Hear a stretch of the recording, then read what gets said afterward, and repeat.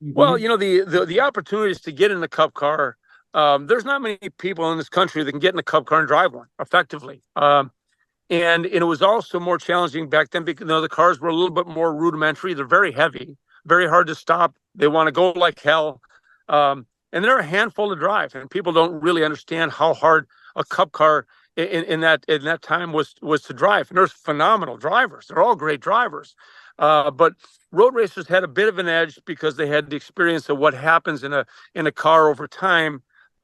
So we had that advantage. We were able to, get ourselves into cars and get ourselves into situations which led us to those to those opportunities to even get in one. That was, and then actually qualify.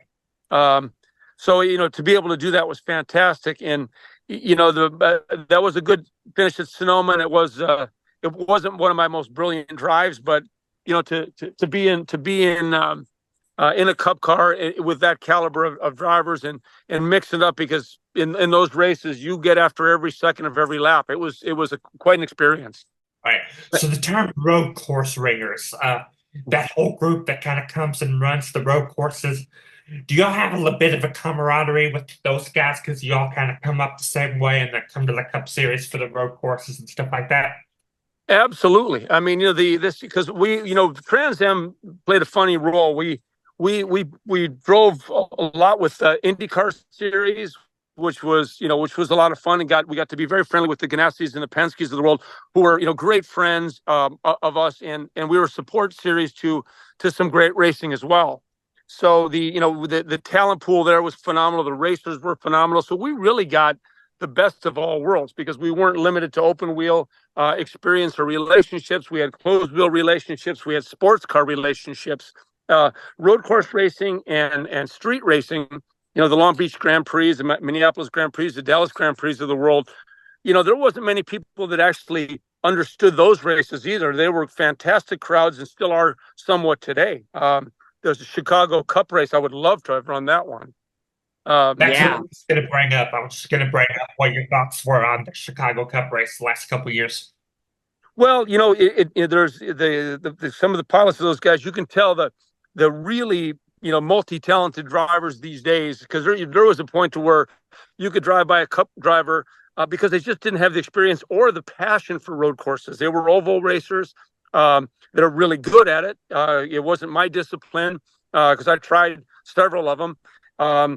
But there's definitely an expertise you get, and so you have the mental advantage. You have some of the experience. The experience I raced in Montreal, the first rain race that NASCAR ever had, which was quite an experience.